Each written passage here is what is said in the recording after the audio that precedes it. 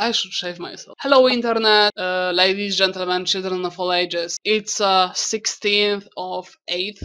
I don't know which month is it. It's month number 8. We're in the middle of Kickstarter for Elysian Shadows, and I made like huge fucking breakthrough, which I really want to talk about, because a lot of people were asking lots of questions on like what am I actually doing and what is it, this thing that I've shown, and it's like it's got me really excited, so I want to talk about it. So let's get to it. Okay, so this is what we have.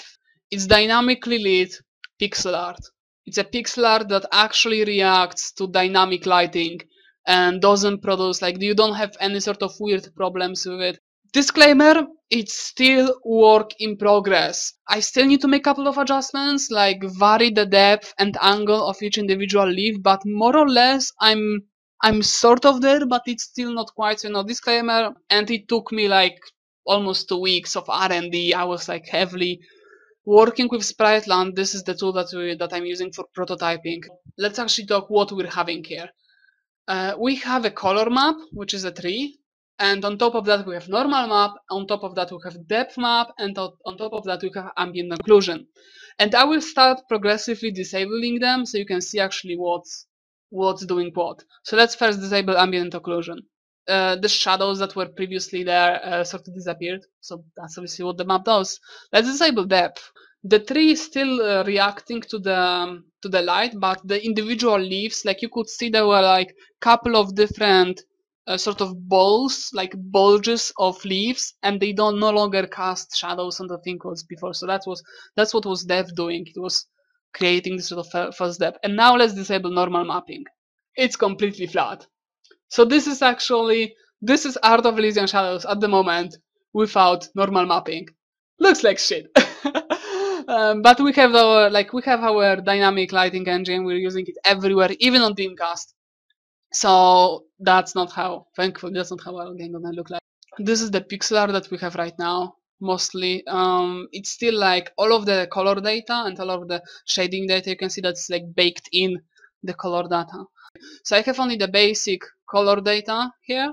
I'm adding normal map on top of it, and then depth, and then ambient occlusion. So what's actually each of those things doing? So technically we have 3D engine, and the tree is actually two-dimensional object. It's like two-dimensional plane within three-dimensional space. So it's flat.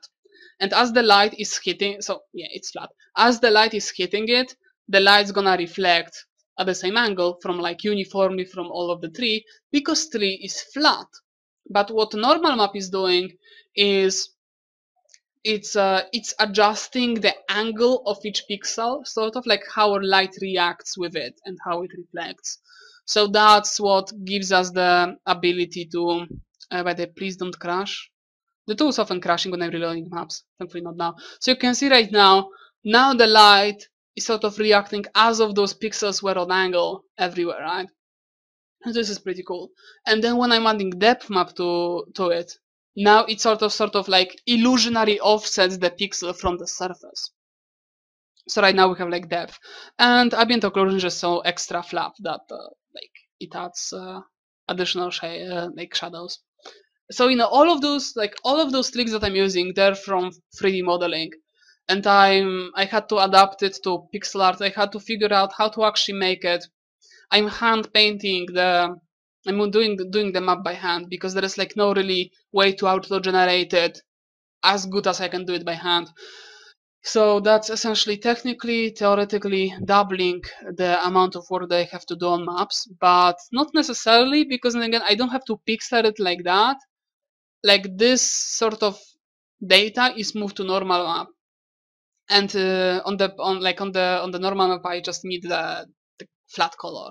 Everything else is affected. So this is like half of the things that I did. Yeah, it's looking fancy, but how it was looking. So that's how it was looking, and you can already see that something's off with it. Like the colors, they don't look all that exciting. They look sort of flat. I mean, not flat. So what's happening here is that the basic shader this thing is using, and what I think Falco had as well. It only affects the luminosity of the color, so it only affects how bright it is, but it doesn't change the hue. Here is the luminosity of the color. Can you see, how bright? Here is the saturation, how how much color is there in the color. If the saturation is 0, then you have grayscale. If it's maximum, then you have basically acid trip. I'm mostly working on the 15, by the way. But anyway, the hue is what's telling. It's like on the color wheel, 360 degrees. It's like what the color is. You know, red, orange, yellow, green, cyan, blue, magenta, and purple, magenta, red. And what I asked Eddie to quickly hack for me, here is the quick change that he did. So you can see already that the hue of the color changes. The brighter the leaves go, like the more yellow they are, and the darker they go, the bluer they are. So let's start part 2, art lesson. So it's no mistake to any artist is that as the color changes in luminosity, the hue of it also changes. Generally, shadows are like more bluish, like, you know, go towards like colder colors, and then the brighter the color is, the warmer it gets. And by the way, cold means blue mostly. It's like blue, green, those are cold colors. And then warm colors are yellow, orange, red. Those are like warm colors. Initial shader that Eddie did for me, it just offsets the hue of the color based on the luminosity of the color, how brightness of the color. But it doesn't really work, because let me show something. So you can see that if your light source gets yellow, you can actually get like really trippy results, because the shader is not bright. It just offsets the color. So what's happening here is that this part should be yellow, but because of the offset of the shader, because of the brightness, it goes all the way to red. So let me show you on the hue screen. So let's say like this is the color, yeah, and then it should be that, but it gets brighter, so the shader kicks it into like red. It's like, yeah, that works, right? Oh, it doesn't.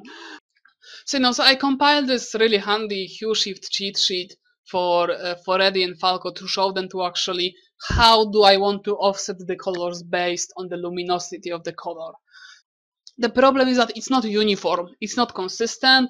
There are, as far as I can tell, there are no real rules for it. Also because of the way like how we perceive colors. Like if I remember correctly from my art lessons, the way we see colors is that we can see a lot more different variation between yellow and orange and red, like this spectrum of colors, than between green and blues, I think. So like the color wheel that we have is that we have like a lot on this side of spectrum and then like little bit on the bottom one, which is really weird. But that's how our eyes see the color. So you cannot make like consistent changes based on the like wavelength or whatever the color. You have to basically write lots of if statements, lots of rules for the shader, and that's really cool. One last thing, as you can see, I'm making the disclaimer as I'm editing the video. I will make tomorrow, which is 17th of 8 at 10 p.m. European time, I believe, 10 p.m. GMT 0 London time, I think. I mean, around that time, I will make live stream with rest of the team, and I'll be talking about this, like everything that I was basically talking about the video. So if you have any further questions, write them in the comments. Anywhere you find the video, I will probably answer them, or jump on the live stream tomorrow. Let's hang out and let's talk about art and like new breakthroughs in pixel art. It's really something amazing, because you would think that pixel art is so old that you cannot think about anything new to revolutionize it. And here you go. So see ya tomorrow. I will shave myself for the live stream, definitely, so I don't look like a hobo anymore. But this video stays forever on the internet. See ya.